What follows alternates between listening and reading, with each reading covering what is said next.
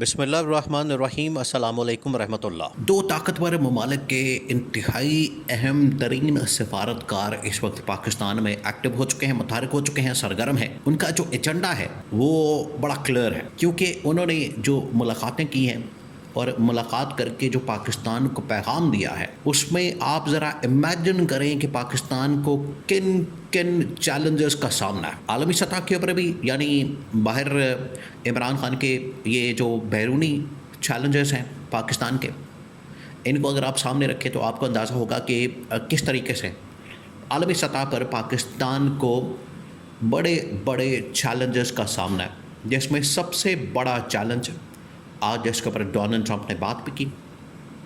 Donald Trump کی جانب سے اس کے اوپر اظہار خیال کیا گیا، اور اس نے کہا کہ اگر پاکستان افغانستان اس معاملے کے اوپر کوئی مسئلہ حل نہیں کر پاتے، ان کے درمیان پیچ اپ نہیں ہوتا۔ آپ کو پتہ ہے کہ افغانستان اور پاکستان کے درمیان جنگ ہوئی، کئی روز تک چلی، 4-5 دن تک چلی، اور اس میں دونوں جانب نقصان ہوا، پاکستان کی جانب بھی اور افغانستان کی جانب بھی، دونوں جانب نقصان ہوا، اور اس میں بعد میں پیچ اپ ہو گیا۔ اب اس کے مختلف راؤنڈز ہو رہے ہیں مذاکرات کے، ڈائلاگ کے، بات چیت کے۔ پہلا جو راؤنڈ ہوا وہ اس میں ہوا دوحہ میں، قطر میں، پھر اس کے بعد سیکنڈ استنبول ترکی میں، اور تیسرا اب یہ جو راؤنڈ ہو رہے ہیں یہ اصل میں اس مقصد کے لیے ہو رہے ہیں تاکہ ایک پرماننٹ قسم کا ان کے درمیان سیز فائر ہو جائے۔ ایک تو یہ انٹرنیشنل لیول کے اوپر بہت بڑی سچویشن ہے، سیناریو ہے جس کو پاکستان ڈیل کر رہا ہے، اور پاکستان کے لیے ایک بہت بڑا مسئلہ ہے، چیلنج ہے۔ سیکنڈ جو اس وقت بہت بڑا چیلنج ہے وہ پاکستان کی انٹرنل سچویشن ہے، اندرونی صورتحال، اور اس میں آپ کو پتہ ہے کہ پاکستان کے اندر حالات و واقعات سب کے سامنے ہیں۔ اگر اکنامک فرنٹ کے اوپر بات کی جائے تو اس میں مہنگائی، بے روزگاری، عوامی مسائل بہت زیادہ، اکنامک سٹیبلٹی کوئی نہیں ہے، اور اگر پولیٹیکل سچویشن کی بات کی جائے پولیٹیکل سٹیبلٹی کوئی نہیں، اپوزیشن کے ساتھ ان لوگوں کی لڑائی جھگڑے، انتقامی کارروائی، پکڑ دکڑ، کریک ڈاؤن اور چھاپے، گرفتاریاں، مقدمات، یہ سب کچھ کرنا، یہ وہ تمام چیزیں ہیں جس کی وجہ سے پاکستان کے اندر بھی جو سیکیورٹی کے ساتھ ساتھ پولیٹیکل اکنامک چیلنجز بہت زیادہ ہے۔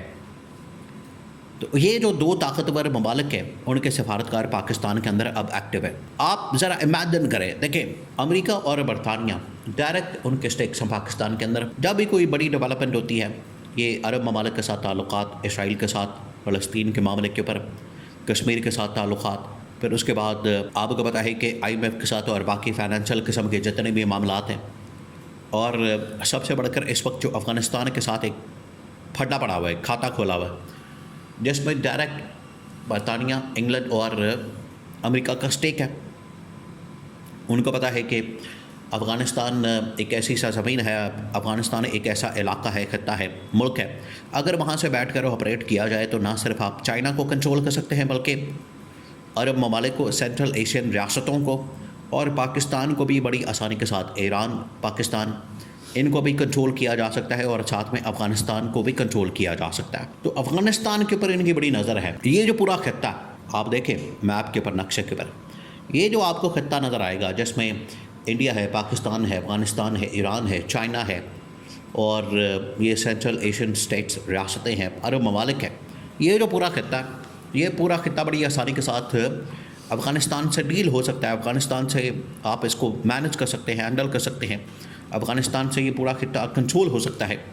اس وجہ سے افغانستان کے اندر انٹرسٹ بہت زیادہ بڑھ جاتا ہے عالمی طاقتوں کا۔ عالمی طاقتیں اسی وجہ سے یہ جو ابھی لڑائی ہے اس میں ڈائریکٹ کود پڑی ہیں،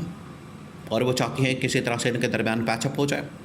اور پیچ اپ ہونے کی شکل میں، صورت میں، دونوں کے درمیان دوستی کی صورت میں ایک راستہ نکل سکتا ہے، ایک راستہ بن سکتا ہے کہ پاکستان کے ذریعے سے یا تو اسی لڑائی کے ماحول میں ہم افغانستان کے اوپر حملہ کرتے ہیں، یا پھر پیچ اپ کروانے کے بعد کسی طرح سے ایک ڈیل بنا لیں کہ پاکستان اب اس کے اوپر حملہ نہیں کرے گا، پاکستان افغانستان کے اوپر چڑھائی نہیں کرے گا، اور اس کے بدلے میں افغانستان بگرام ایئر بیس حوالے کرتے ہیں، اور یہ جو بارڈر کے علاقے ہیں یہ حوالے کرتے ہیں تاکہ وہاں سے چائنا کو کنٹرول کیا جا سکے۔ یہ ہے عالمی طاقتوں کا ایک نقطہ نظر۔ اب اس کا جو اندرونی پہلو ہے اس کے اوپر بات ہو رہی ہے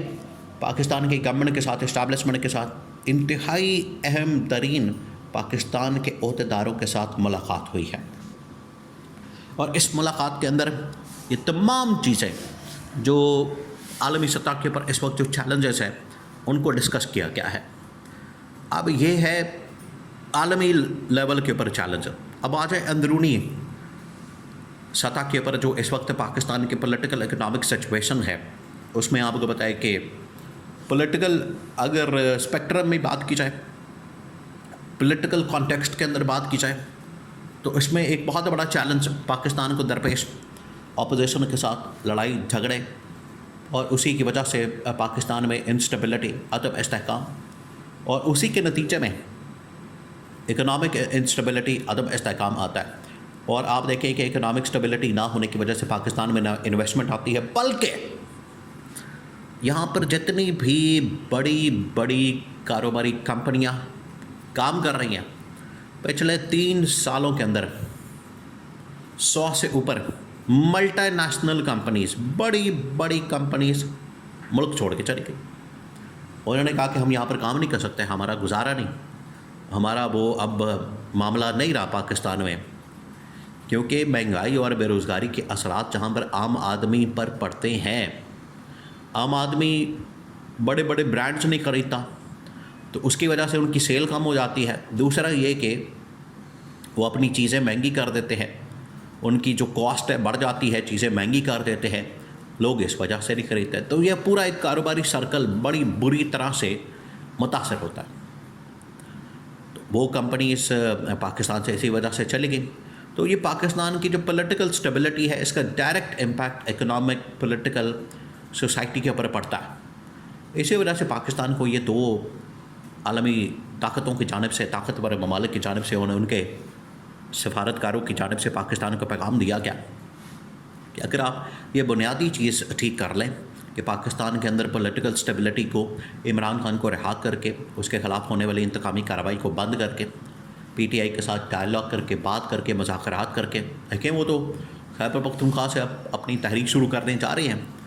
یہ اسی وجہ سے سامنے آیا کیونکہ انہوں نے بتا دیا ہے کہ اب ہم نے بیٹھنا نہیں، عمران خان کی کال آ رہی ہے، اور عمران خان کی کال کے بعد تحریک احتجاج کا سلسلہ، ایک نیا سلسلہ جو کہ اگلے 2 سے 4 دنوں کے اندر شروع ہونے والا ہے، اس کے بارے میں بھی آگاہ کر دیا گیا، ان کو بتا دیا گیا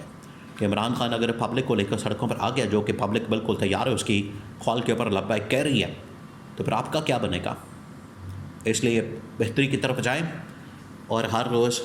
اپنے لیے مشکلات نہ پیدا کریں۔